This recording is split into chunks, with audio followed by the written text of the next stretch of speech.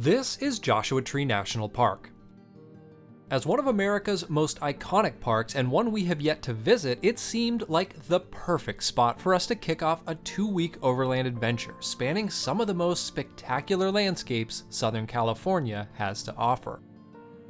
At first glance, it might seem like beginning an overland trip by visiting a national park wouldn't be the best way to experience the remoteness and solitude typical of overland travel. However, we have come up with a plan to complete a true overland loop of the park, one comprised of more than 100 miles of rugged, unpaved trails.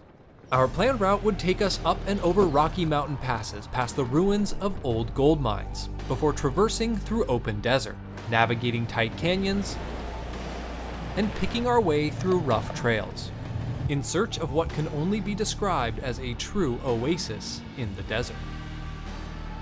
This route, at least on paper, seemed to have it all. The only thing missing?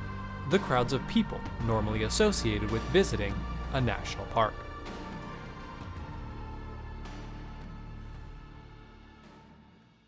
Well, we are 1,200 miles from home, and after a couple of very long days on the road, this is an exciting morning because this is the morning that we are finally going to be hitting first dirt on a trip that I feel like I have been planning for years. We are in Southern California. We're just north of Joshua Tree National Park. We were in Southern California on an overland trip about 3 years ago, and ever since we left that trip, I have been planning another one, and this is that trip. So we have 2 weeks to travel through and explore some of the most iconic trails in Southern California.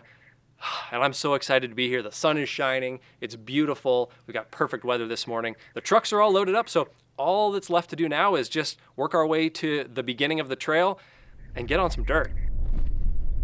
All right, well, we just got off pavement onto the trail, and from what I understand, from what I've researched on this trail, the first part of it especially is really badly washboarded, which is my least favorite road surface. And about the only thing that you can do to make it any less miserable is let air out of your tires. So that's what we're gonna do. Plus we're gonna be off pavement for the next couple days anyway, so it just makes sense to do it now before we get on those washboards.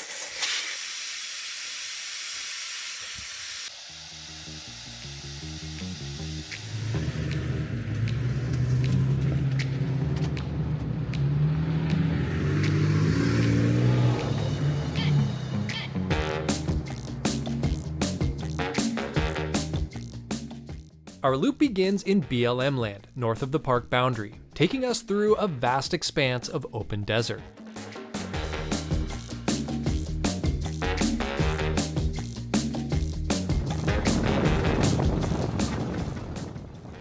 Well, on one hand, it feels really good to be off pavement and on dirt. On the other hand, what they said about this section of the road was right. It is very badly washboarded, so we're heading towards the mountains, and I think once we get into the mountains, it's going to become more rocky, but maybe a little less washboardy, which I would take.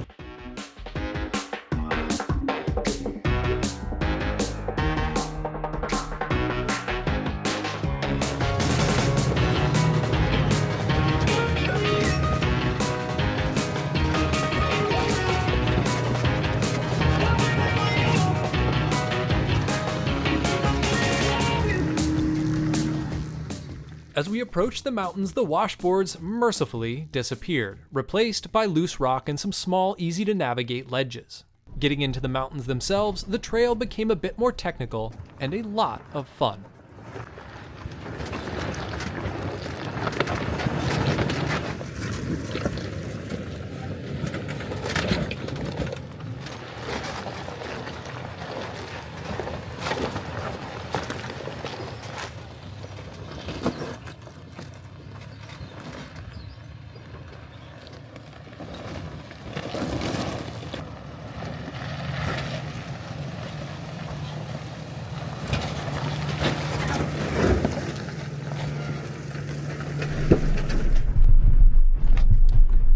We finish this descent, or most of it, there's a couple mines that I want to check out, so we should be pretty close at this point.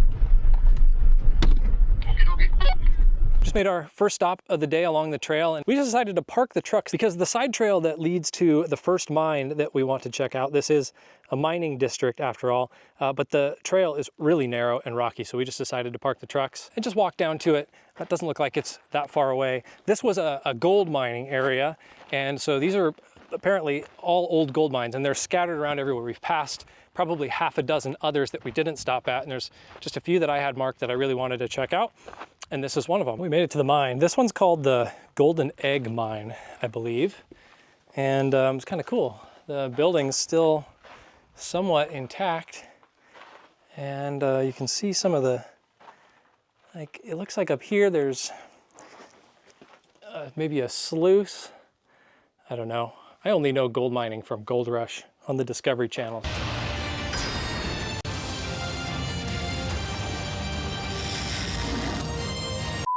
So what do I know? But yeah, pretty cool to see the building still standing, and a few more things to check out here as well. I wanted to see if I could maybe find a mine shaft or something, because I feel like that would be pretty cool. And I think I might have spotted one. Christine and Corey gave up. They're not following me. Can't say that I really blame them. I feel like I gotta be extra careful looking out for rattlesnakes, but I see something up here that I just want to check out. Mine shaft right there. How cool is that?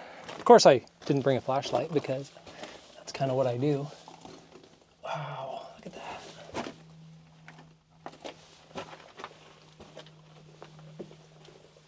Yeah, I don't want to go any deeper in there. I'll be honest. Well, that was pretty cool. I don't think it was a mine shaft. I think it just connected up to another part where maybe there's a mine shaft, another one I saw up there, but I'm not gonna go further up there, especially since it's just me and I don't have a flashlight. So par for the course, I guess. But pretty cool stop nonetheless, and got one more mine that we want to stop and check out. It's pretty close to this one, so I think we're gonna head to that one next.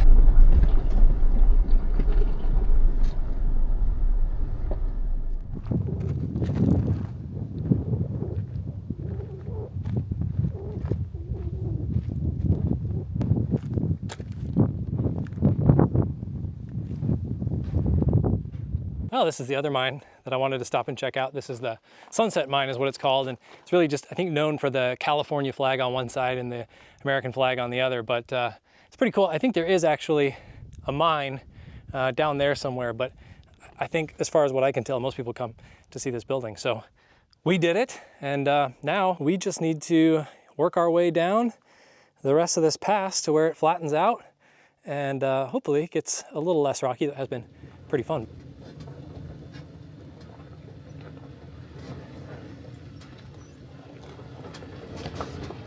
Well, as you can see behind me, we're about to enter Joshua Tree National Park, and I don't know what it is, but entering a national park through one of these dirt roads always feels like a little bit of a cheat code to me. It's like we're bypassing the main entrances where you have to wait in a line with all the other tourists. But I guess we did earn it. The pass coming through these mountains was pretty rocky and was a little bit gnarly, but a lot of fun, honestly. But I'm really looking forward to getting inside the national park and seeing what Joshua Tree has to offer. So let's go.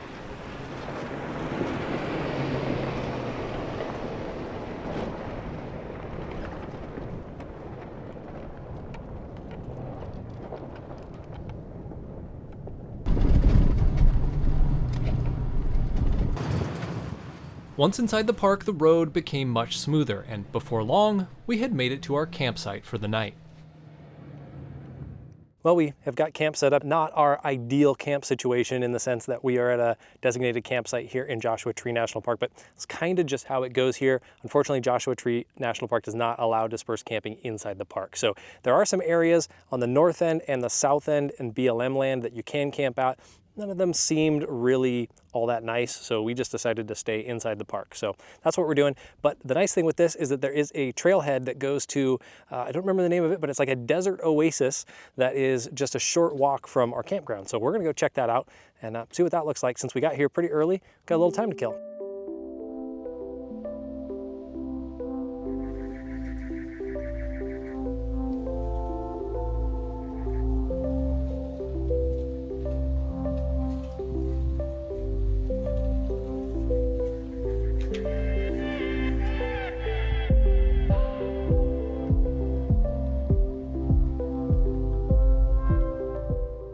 this is cool.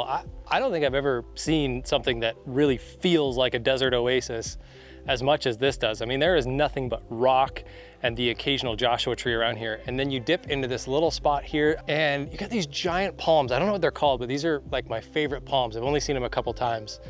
And it's cooler in here, and I'm glad we did this. This is beautiful. And the desert never disappoints. And this is just day one, so we got a lot in store for us.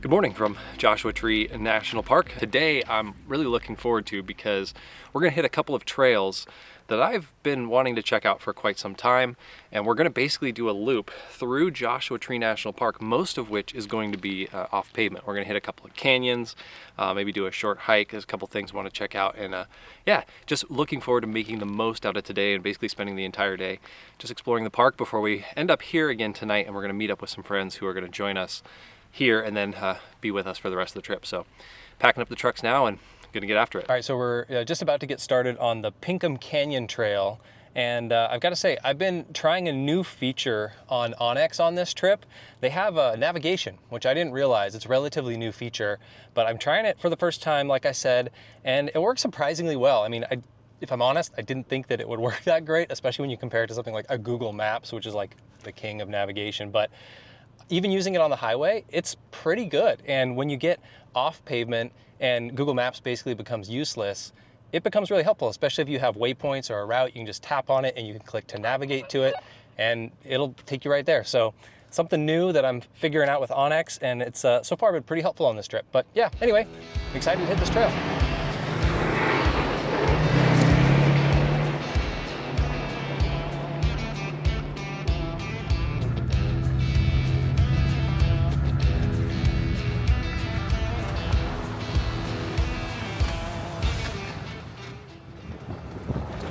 Fun, but it's pretty slow going. There's a lot of little washes and whoops and everything. So it's like as soon as you start to get any sort of speed, you gotta hit the brakes because there's just like a big dip. So it's definitely slower going than I thought. We're like 5 to 10 miles an hour. I was hoping it'd be a little faster, but it's pretty, so enjoy it.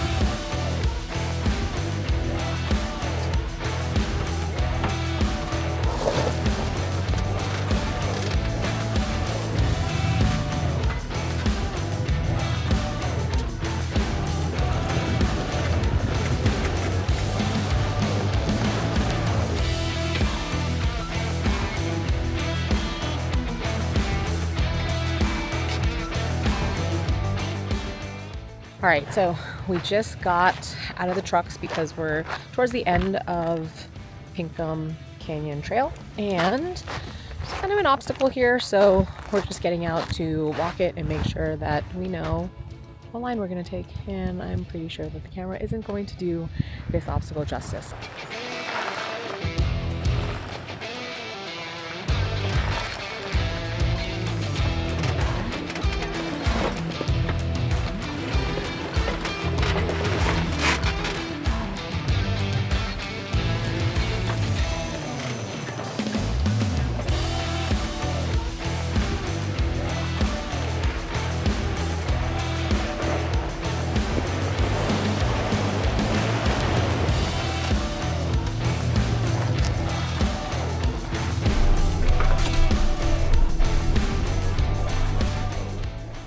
I'm gonna be honest, this last section of the Pinkham Canyon Trail, just before we get to the end, it's really kind of wearing on me. It's just rocky and it's tight and it's just through these prickly bushes, and it's nothing too technical, but it's like 3-4 miles an hour, and we've been on it for like, I don't know, an hour, and it's not terrible, but it's just one of those trails that just kind of, I don't know, wears on my patience after a while. So thankfully we're almost done, almost at the end. So hopefully the next trail is a little more open than this one has become. It wasn't until we reached the main connector road that I realized my error. Somewhere towards the end of Pinkham Canyon, the trail had become sort of a choose-your-own-adventure situation, and I had taken one of the dozens of side trails that split off from the main one by mistake. So, oops. Anyway, we'd take this main road to a close-by gas station to top off our tanks before beginning our next trail, which would take us back into Joshua Tree National Park, this time from the south.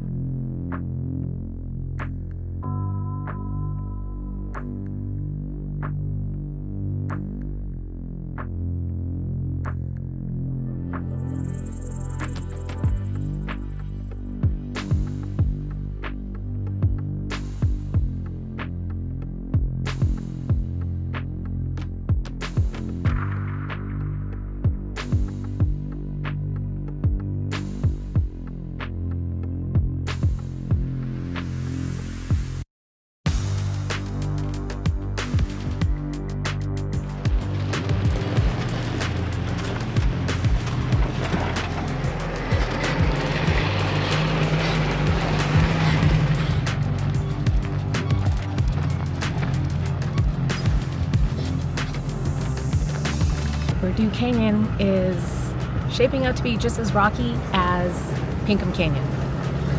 Yeah, just as rocky. Maybe a little more technical. It's kind of weird because on the Onyx ratings, Pinkham Canyon is rated a 4, Burdue Canyon's rated a 3. The ranger told us Burdue Canyon would be the more technical of the two.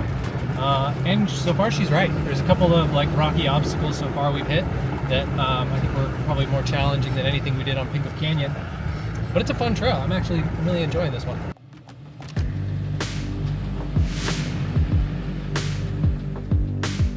So we just came up on a spot that's marked on Onyx as the Stone Garden? Rock Garden. Stone or rock? Rock Garden. Okay.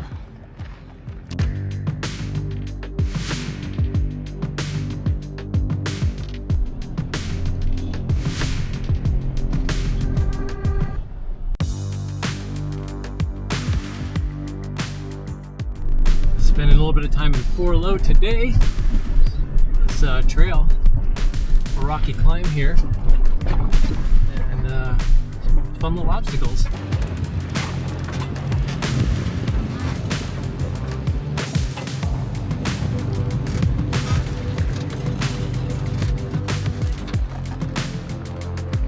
Keep going. Hold that line.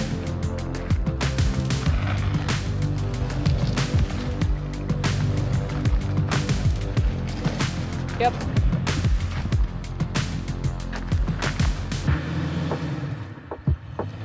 Yep. You're clear. Sweet. Exiting this narrow and rocky section of Burdue Canyon, the trail opened up and we found ourselves in a very different landscape than the one we had grown accustomed to over the past few days. We got into Joshua Tree National Park yesterday, and driving through there, I was complaining to Jeff that there were no Joshua trees. This part of Joshua Tree National Park has all the Joshua trees. They're everywhere, as far as the eye can see, which is awesome because that's what I was expecting to see in Joshua Tree National Park.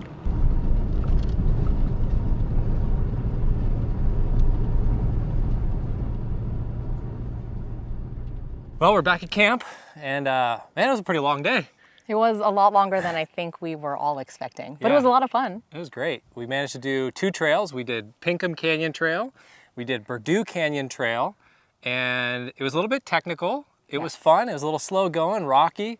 Definitely got bounced around a lot. There was a point in the middle of the day where I was like, I got to get out of the truck because this is getting really old. But overall, it was really fun. And then seeing the desert change was super cool. Yeah, it was pretty cool being in the, I guess it's called the transition zone between where the Mojave Desert and the Colorado Desert kind of meet.